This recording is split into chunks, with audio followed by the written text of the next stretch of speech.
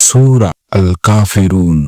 বিসমিল্লাহির রহমানির রহিম। পরম করুণাময় অতি দয়ালু আল্লাহর নামে শুরু করছি। কুল ইয়া আইয়ুহাল কাফিরুন। বলুন হে কাফিরগণ, লা আ'বুদু মা তা'বুদুন।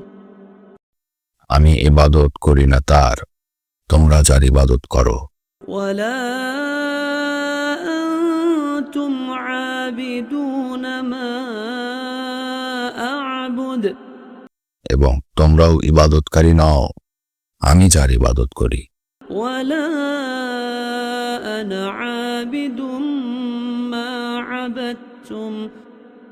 এবং আমি ইবাদতকারী নই, তোমরা যার ইবাদত করছো। ওয়ালা আনতুম আবিদুন মা